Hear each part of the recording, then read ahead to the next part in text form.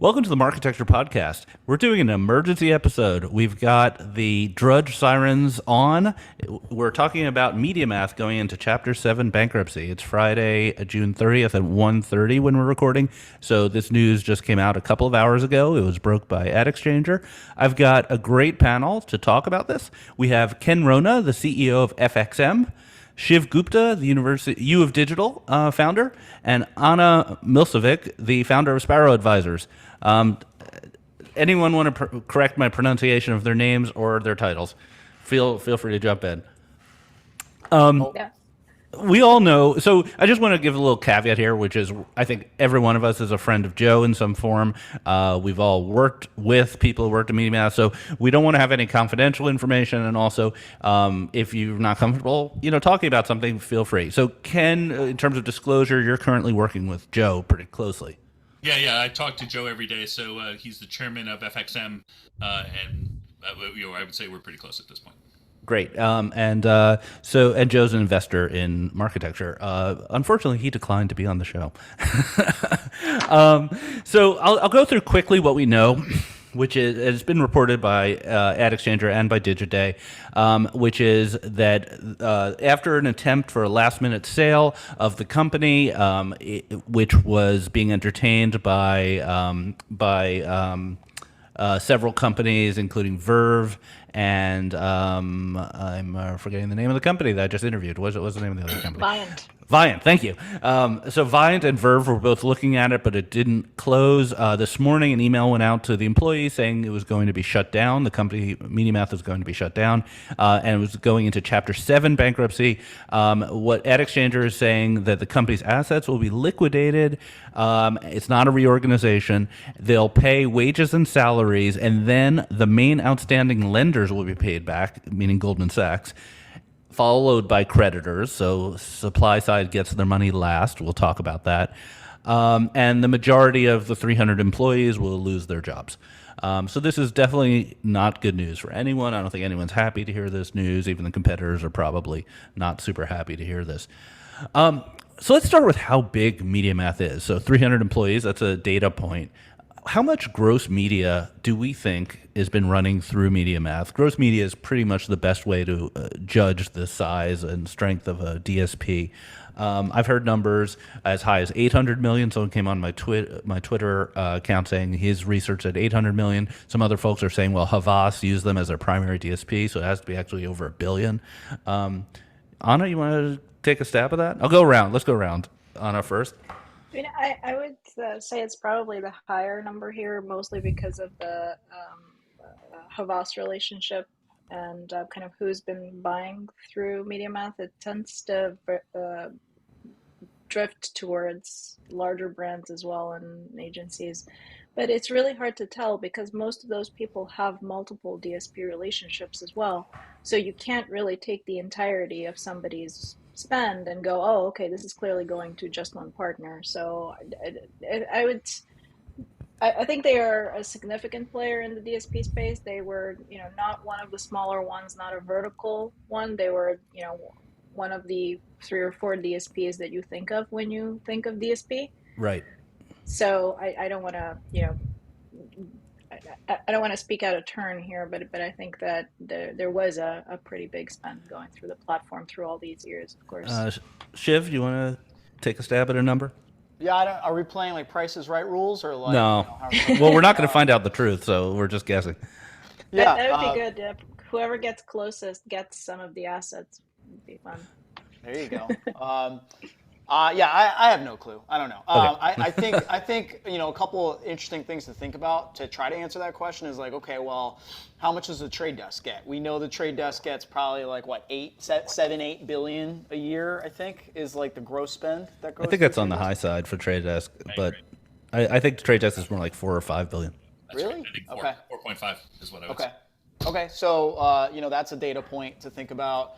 And I don't know what DV is. DV is probably, I don't know, a good 10, chunk higher than that. 8, yeah, 10. 10, Yeah. 12, something like that. I don't think MediaMath's anywhere near those guys, right? So it's like, okay, well, let's start calibrating from there. I'd say it's probably, I would honestly go on the lower end as opposed to the higher end, because I think they've really been struggling the last few years, and that's what we've read and heard and seen.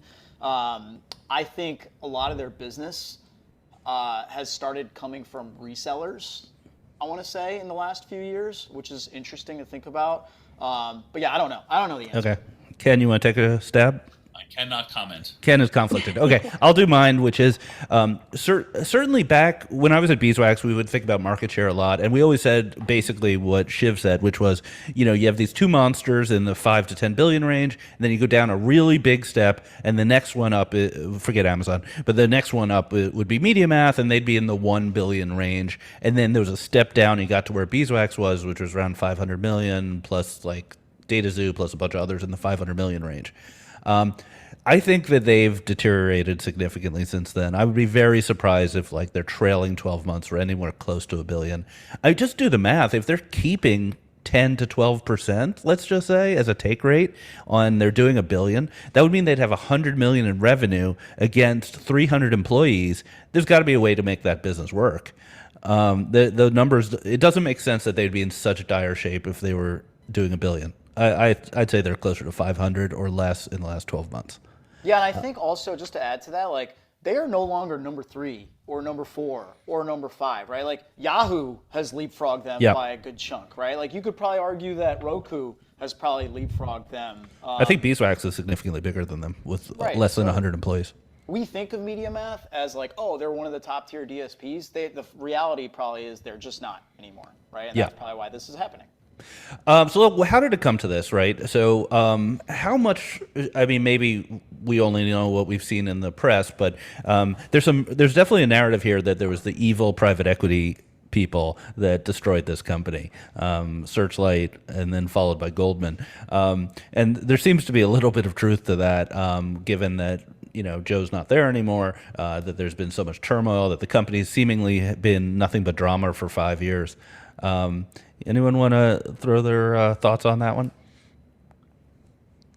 I don't think there's one single reason here. This seems like very unfortunate combination of a lot of different things coming together, and just basically MediaMath not catching a break at the right moment for going back 10 years now, pretty much, I think. So as much as we want to finger point at like one set of people, I don't think it's that easy. I think there was a bit of a mismatch of the funding and the strategy, because they brought in a big PE round at a time when they actually needed to invest in the company because they were getting increasing competition. They weren't at the point where they were going to be just enjoying profits and being stable. They were actually at a point where they were about to hit a typhoon of competition from Trade Desk and others. But is that the private equity fund's problem, or is that leadership problem, the board, or is it kind of a combination of both? Because I think if we rewind back, like that decision came after I think MediaMath was pursuing a potential pretty attractive looking acquisition, if I'm grasping the timeline right, and that fell through. There was another sort of piece of bad luck, which is they tried to sell themselves to IBM at the exact moment that IBM decided they didn't want to do AdTech and MarTech anymore.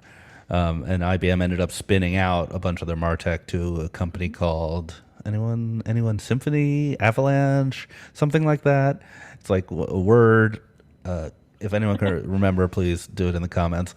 The only thing I would note, right, is, and so I of course I can't comment on any of that, but I would note that Searchlight came in right at the beginning of COVID or just before that, and so you could imagine that that was kind of a time, kind of, as you say, part of the bad luck, right, was the timing of it. You want to talk really bad luck? 4 World Trade Center at the beginning of COVID was some bad timing. So for anyone who has visited MediaMath, they have gorgeous offices at 4 World Trade Center, and the rent must have just been brutal to pay every month with nobody showing up at the office. That's a sort of a general entrepreneurial tip. Watch out for the real estate commitments when you're a CEO. Was that a problem at Beeswax?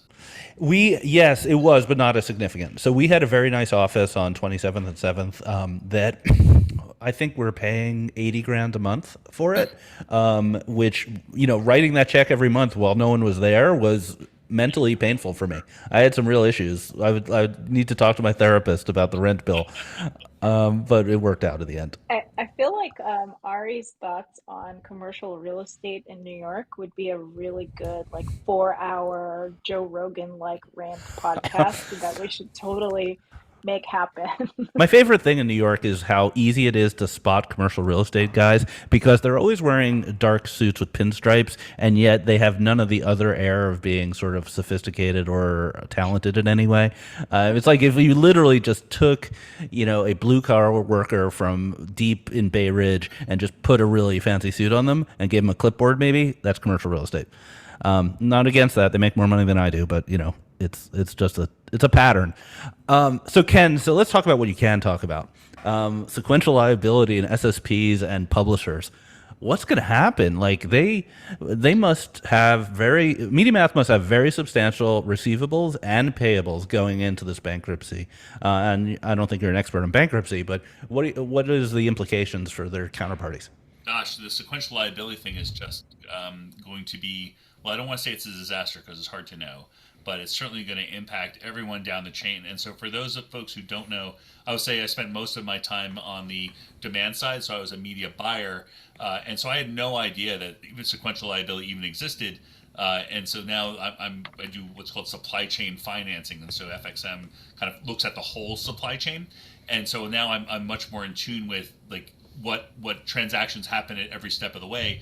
And so for those of the folks who don't know, into the IAB terms is written this notion of sequential liability, and the concept is very simple. It's people don't have to pay until they get paid. And so for let's just say if you're a DSP, you don't have to pay your SSP partners, your supply partners, until you get paid by the agencies. And so folks may not realize, but the agencies like to hang on to their money. They like the float. In fact, it's kind of part of their business model, right? And so there's kind of this inherent delay that starts with the agencies, and then they wait, just hypothetically, let's say they wait 90 days to pay their DSP partners. The DSP partners wait 90 days to pay their SSP partners.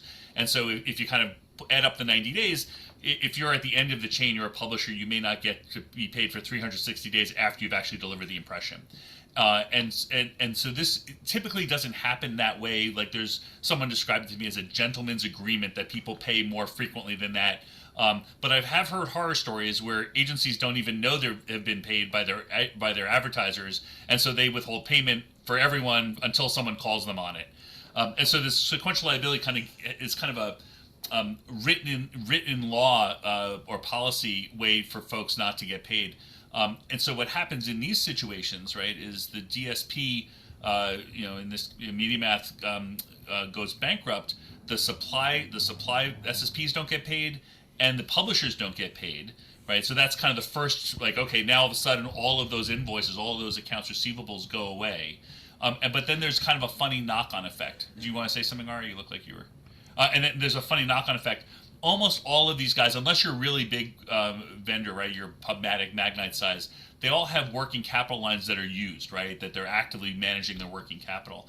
And so when you get this kind of default, your working capital lines, when it's not done as a supply chain financing, but it's done, let's say, as factoring or asset-based loans, you have covenants, right, or let's say holdbacks, right, where you'll only get financed to, let's say, 85% of your invoices. So you're owed $1 million, you only get 850,000 of it, the rest of it's held back until payment.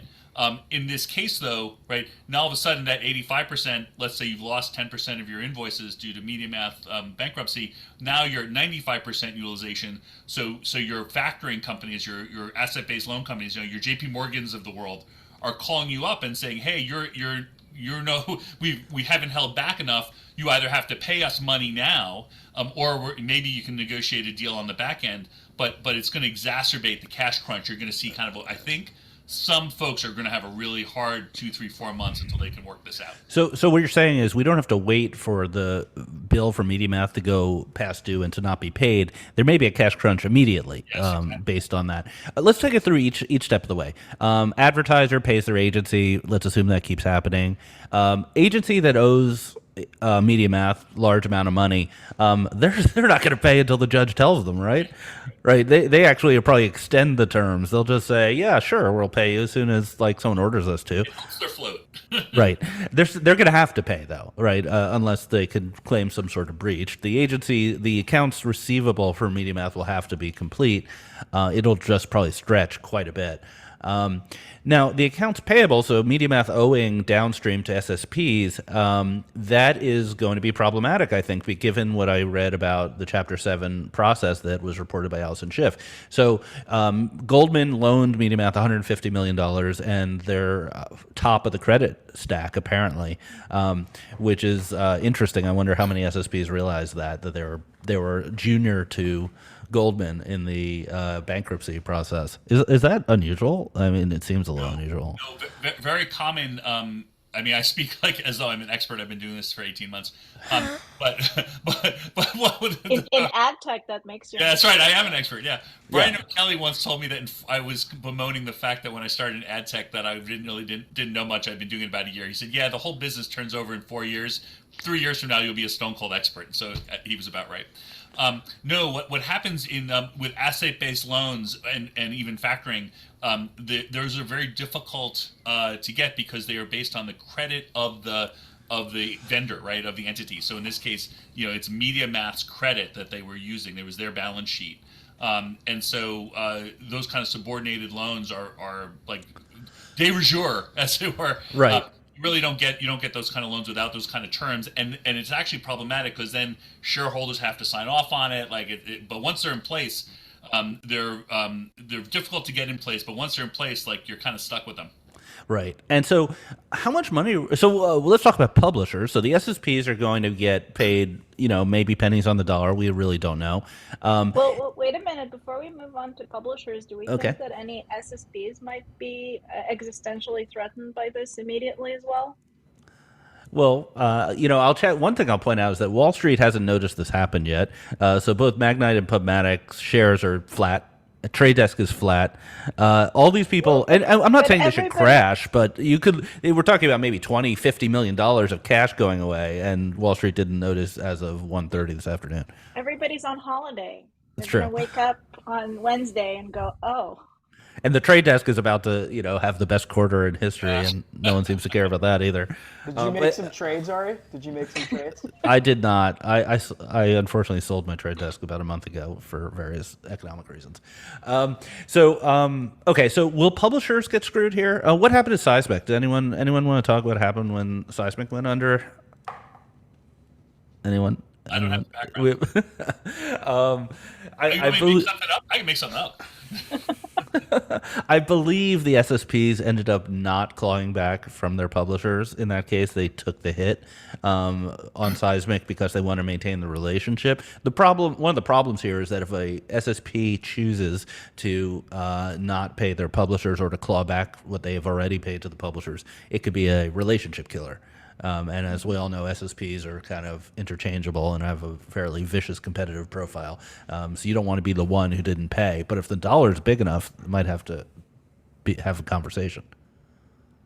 So it's interesting because they're in a kind of a vicious bake-off between each other. They're almost incentivized to behave almost altruistically here. Right. And that's maybe not entirely bad. I don't know. So how much could it be? So we were guessing earlier that how much media goes through MediaMath, ranging from the 300 to 800 to maybe $1 billion. Let's call it 500, and let's say they're 120 days, like basically 1/3 of a year of payables is sitting on their books. That would mean that there'd be, someone could do the math here, like $130 million in fees to SSPs and publishers that could disappear. Does that math make sense to anybody? Ken, does that sound right to you? Sounds right to me. How much of it is there like an estimation of how much of it can be recovered? So it's like Is all of it gone? Probably not all of it, right? Well, I think we think the receivables will be collected. So I think the main question is going to be how much does Goldman take? How much do the employees in Goldman take before the publishers get paid? And we know the line from Goldman was 150, but we don't know how much of it was taken out. Presumably, most of it if they went bankrupt. I wonder if we can get we can look at what happened with Seismic to kind of estimate, right? But I don't know what that number is. Yeah, I mean, we'll find out. Someone will see the actual bankruptcy filing. It'll come out relatively soon. It's probably out somewhere that we can find it if we're better sleuths. But this is not a journalistic enterprise. We're just having fun here. So let's talk about marketers. What I've heard from multiple sources is that if you were running campaigns on MediaMath, they're just going to stop at midnight tonight, and you have to find somewhere else to advertise. By the way, this is a problem with the whole sequential liability thing. That when these kind of interruptions of service happen, it ripples through the whole supply chain, right? I mean, of course, great for trade desk. Some of the SSPs are going to be like, oh no, we're holding the bag on the money. But they're going to have to reconfigure their waterfalls. Like, there's a bunch of like stuff that has to happen, and that people haven't looked at in years, right? So there's going to be kind of campaign delivery for the next few weeks is going to be a bit askew, I would guess. Yeah, someone's going to have a really bad July 4th weekend. They'll be wishing that they were in the hot dog eating contest. Shiv, how hard is it to switch DSPs quickly? Shiv, I think you're muted. I'm on mute. I think it's pretty hard.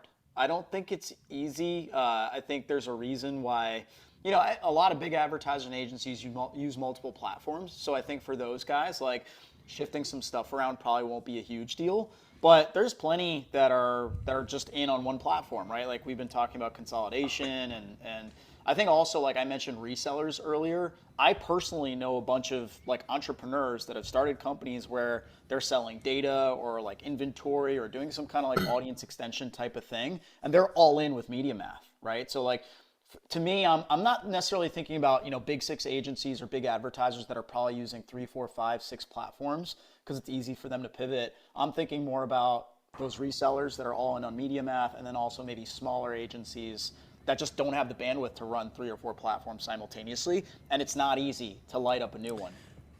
Anna, how often do you talk to marketers? Because you do a lot of business with marketers where they have multiple DSPs, they feel like they're interchangeable, or is it a tough switch?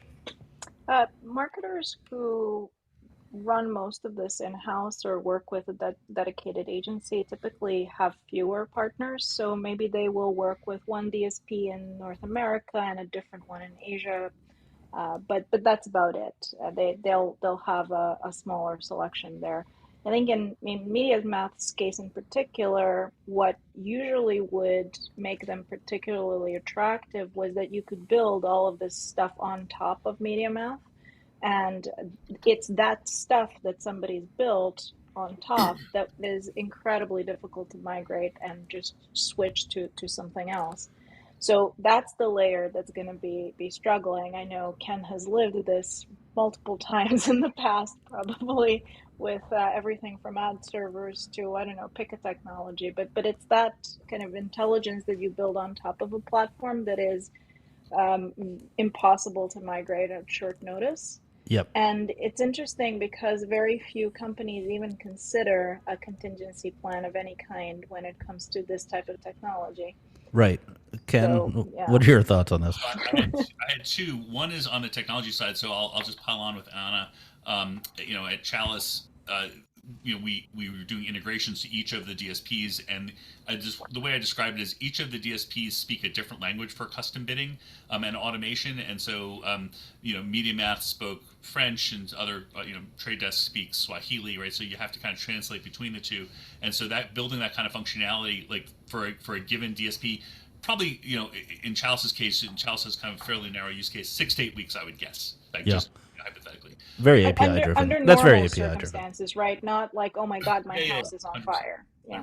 Second thing I would say is from a business perspective, right? It is not trivial to get a contract signed, through give Trade Desk a call today and see how long it takes to actually get the contract all the way through legal. Like, not trivial. And so, Yahoo, I would think the same thing, Xander. And so there's just an inherent, I could imagine an 8-week delay if you're a small agency advertiser just getting through the legal process, even worse than that. There are going to be some folks who are just going to be dead in the water, would be my I almost wonder if like some of the smaller DSPs, like the long tail DSPs, actually pick up a bunch of money right now, like Choozle and like StackAdapt. Like those are easier to light up, no contracts, no minimums. Just like, hey, I just need to move some money over now. So yeah, Trade Desk's obviously going to see a windfall. Yahoo will probably get a bunch of money from those bigger guys. But like mid-size agencies, they're like, I just got to light something up, Yeah, the worst case scenario is that you only have one DSP contract with MediaMath. That's probably pretty rare. I think most people have a DV360 because of the monopoly position of YouTube. So the second worst scenario is where you use MediaMath in some interesting way with their APIs or log files and things like that. Now we're talking 2 to 4 weeks to figure out how to do it on another system, maybe more if it's more complicated. And best case scenario is you're live with multiple DSPs and your ad ops people are about to pull an all-nighter or an all holiday weekend experience. And even that's pretty bad because you'll have a big interruption in reach and frequency management, big interruption in conversion management, all kinds of other problems. I think that's the best case. That's the best. That's the best case. Yeah. So this is not great. And some people may say, to hell with it, I'm just going to put all my money in Meta and Google, which is always the default choice, unfortunately. All right, let's talk about the employees. Start of a new quarter, so it's like the risk element of just making a stupid decision is very low at this time because you can recover later on. So I even forgot it's the end of the quarter. So a lot of campaigns end on the end of a quarter. I bet people just won't start new ones or will delay the new one starting. Ari, you're not running a DSP anymore, huh? I am not running a DSP. I do not have a P&L. I do not have a board. So I do not. Obvious. June 30th is not a special date for me anymore.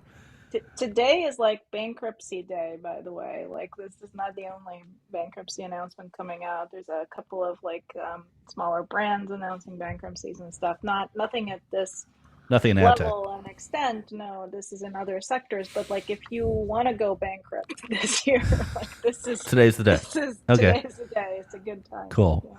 Okay, let's talk about employees. So 300 employees was the number that's reported by AdExchanger. Sounds right to me. So how's the job? Was after they had, I think, 2 sets of cuts. Right. One at the beginning of the year, and I think there was one when everybody cut last year as well. So that starting number was higher, but yeah, ending was about 300. And they had brought on some executives in the past couple of months who will now be looking for new jobs. But let's not go into any specific people. Let's just talk in general. How's the job market if you're a trained ad tech professional? Shiv, like if I'm a mid-level account manager, customer support, ad ops, am I getting another job this summer? I just need to tell you all that Shiv is viciously just shaking his head no. Yeah. It's really bad. Yeah. It's really bad. And you would think that, the stocks are going up, ad tech's back, baby, and Magna put out this forecast and it's not all that bad. Nope, the job market's still pretty bad. People reach out to us all the time, hey, I'm still looking, or you have any opportunities? And the opportunities just still aren't there. I think obviously Google, Meta, and Amazon, I think they're a bellwether obviously for hiring, and they obviously let a ton of people go. They haven't started rehiring yet. I think they will probably at some point. They just haven't started, and so. It's tough. It's really hard, and 300 extra ad tech people in market makes it all that much harder. ChatGPT is not doing ad ops yet. Anyone want to shout out companies that are hiring in ad tech? So, I hate to say it, but I think the Trade Desk's still hiring.